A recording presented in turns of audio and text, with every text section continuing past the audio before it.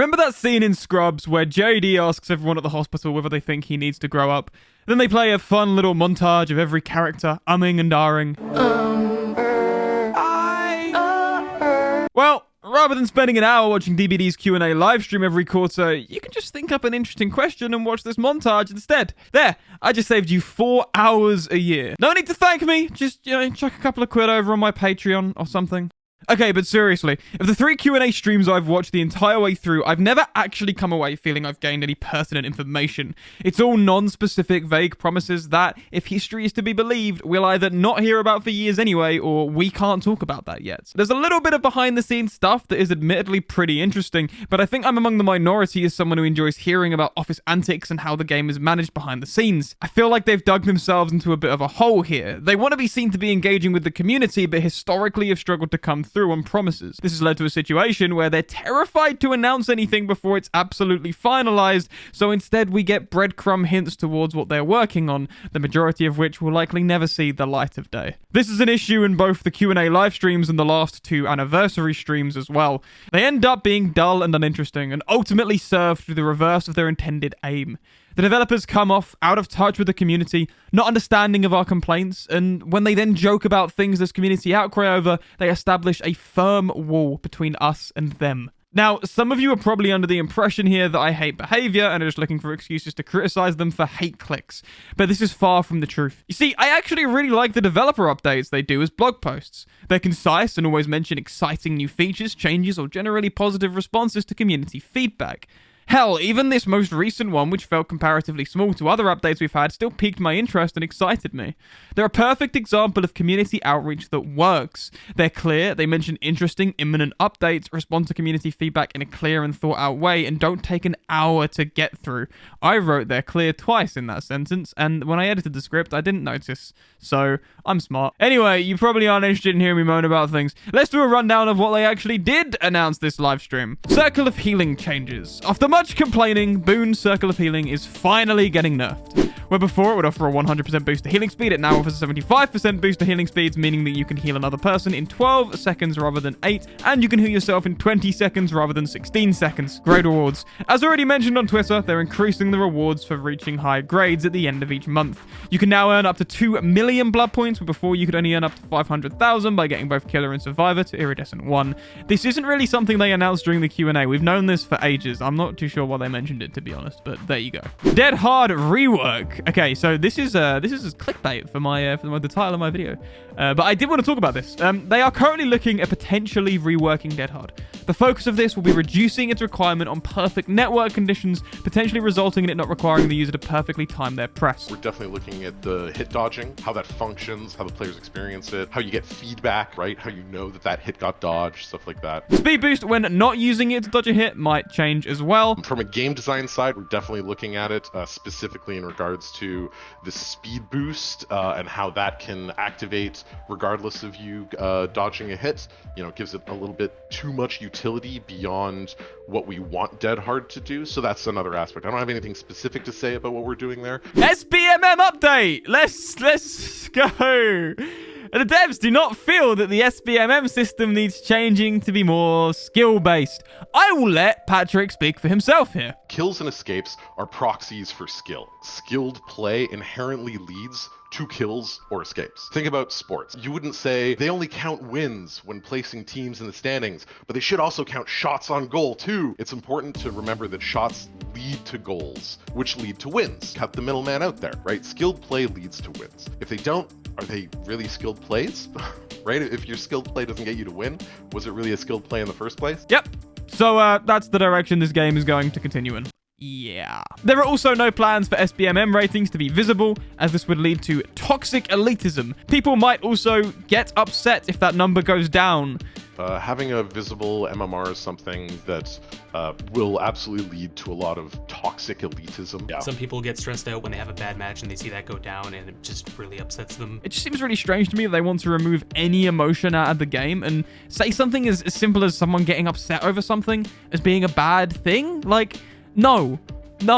This is very basic psychology. If you want to have good times, you need to have bad times. If you want to have moments you're playing the game where you go, whoa, that was so cool, then you have to have moments where people are going, oh, that's so annoying, man. Oh, I'm really sad that didn't work out. Every other multiplayer competitive game has a ranking system that actually displays their rank.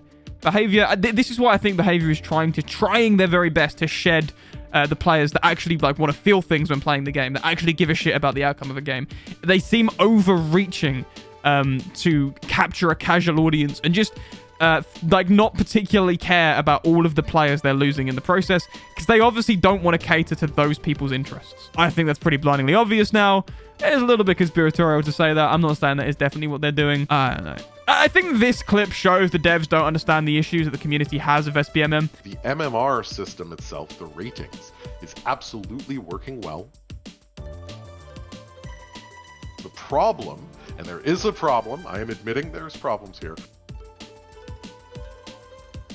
lies more with the matchmaking system itself and the situations where it puts players into a game that it already knows will be imbalanced. It isn't about creating a perfectly balanced game. That's not the criticism. People aren't upset because the system doesn't work very well. It works fine, but that isn't why people hate it. Until they realize this, we're going to continue having the game lose players month on month. It's such a shame that they refuse to actually pay attention to what the feedback is and actually address the actual feedback, and instead invent what they think the reason is that people aren't happy with SBMM and just chase that. It's crazy, man. Another thing about SBMM, why don't hooks count towards your SBMM rating? Well, they answered that. Say you're a killer who hooked every survivor twice, but none of them died. But that feels weird. Did you really win? Should your rating go up and make you face stronger opponents, even though all of the survivors got out alive? Probably not, right? Perk Tiers. There are no plans to remove Perk Tiers. They explained this a little, but it didn't really make much sense, so I want to bring it up as a point here. Straight up, we've got no plans to remove Perk Tiers. Yes, it would cut the grind in 2/3, but the grind grows exponentially every time new content is added. Not only are we adding new perks to unlock, but we're also adding more characters to unlock those perks on. So if we were to do so, it would only be a matter of time before that grind becomes a problem again. Sure, each time you add a new perk to the game, it slightly reduces the effectiveness of this solution, but leaving it until a new system can be developed to permanently solve it means the problem is 3 times worse for each perk you add to the game. Removing Perk Tiers would mean that a year of content is the same number of perks as only a single chapter, with each perk having 3 tiers. So this is a nonsense excuse for not doing it. It doesn't make any sense. God damn it. Killer stats. Oh, look, it's Pixel Bush. Here's a graph. Yeah, this is about right. Nothing surprising here, but I like seeing data like this. This is cool. Why were the twins add-ons nerfed? The twins have one of the lowest pick rates. They have a very low kill rate at low to mid MMR, but at high MMR they are absolute monsters. Which is why the add-ons were nerfed. That makes no sense. I can't even. I have to go off script. I cannot fathom. That makes no sense to me, as they may indeed be super powerful. Right, chill out, professional face on. Right. That makes no sense to me, as they may indeed be super powerful to the dozen players that main them, but that doesn't mean that they're good overall. It's likely that players are winning with them regularly because that's all they play. Look, this is obvious. I don't need to sit here and explain it in a YouTube video. Anyone that's played DBD at any point for more than 100 hours in the last year knows that that's just not... Oh, man. I wish this was me drumming up emotion, but I genuinely care about this game. And the fact that it is in like... the fact that none of this makes any sense. The fact that this is just completely meaningless. And it doesn't track, and it doesn't fit with what anyone in the community is saying, and that they're presenting it like, oh, this is our Q&A thing. This is how we're going to show the community that we're on their side and we understand their concerns. This is them saying they understand our concerns. Maybe this is too much emotion for a video game. They are going to be looking at the twins after Legion and go. This is such a weird video for me, man. I never make videos like this. Jeez, I always edit it down. I always want to be professional about it. But man, come on. How can anyone look at this and not... Oh, God. All right. They are going to be looking at after Legion and Ghostface. It's not coming anytime soon. Shocker. New game mode. The devs are finally looking at the impact of splitting the game's queue between what we have now and some new hypothetical mode. They're uncertain what it would be or how long it would be available for, but it is being looked at, which is awesome. They mentioned about Perk Searchbars, which is really, really cool. It's something I've asked for before. There's no specific plan for it, but they're improving the flow of the way you can equip perks. They haven't said what this is. I imagine it'll be something like categories and things like that to make life easier.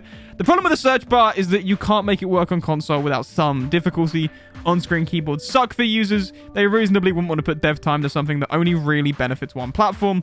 It's frustrating as it seems like an obvious and easy solution to a problem many of us face, but being honest, I think this makes sense even if it isn't what us PC players want to hear. DS Basekit. There are no plans to make Decisive Strike Basekit. However, the question was about borrowed time and Decisive Strike. When pressed, Patrick, the game's lead designer, repeated this. We have no plans to make Decisive Strike base kit.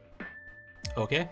People are definitely going to pick that apart, but you know what? Good enough. Right, let's do a quick question roundup. Here's a quick fire round of some questions. Here's the stuff that there are no plans on use on. Switch cross progression or general console cross progression, a match replay system, fleshing out the AI tutorial to a full practice mode against bots, replacing disconnected players with bots, reworking the shape, reworking the perk system, or allowing users to change their lobby background to one from a previous event. The following things are along those lines, but worth fleshing out a little bit. I have a few things to say. At one point, the devs were looking at adding some sort of early game objective mechanic to give survivors something else to do than immediately jump on generators.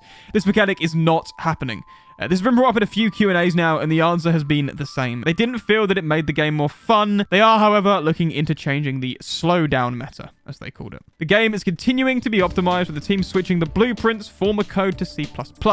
This will help the game in pretty large ways, and although it sounds like a small thing, is actually huge. They are working on 60 FPS for last-gen consoles as a part of this. There will be changes coming to the blood points and blood up system, but there's no news in this just yet. The grade reward improvements is not meant to be part of that. It's just about grades. The Ghostface and Legion updates are being worked on. No news yet, though. There's a new prototype fixes for face camping, but it's a long way from being completed.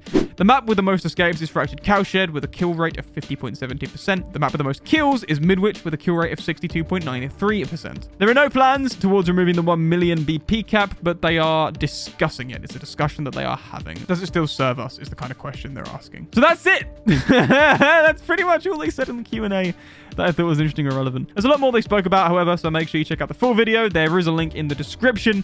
Speaking of Q&As, today's Q&A question comes from TJ, who asks, red pill or blue... Oh, no. What's it like going through the process of gathering and editing all the information you need for a video? Do you find it annoying or maybe like the experimenting? I have a process. I come up with an idea and then I create a checklist. I then work through that checklist. The script writing process usually takes a few hours per video, and it's in that time that I do all my research and whatnot. This can be frustrating if I'm not in the mood for writing, but by this point I can just will myself to work through it.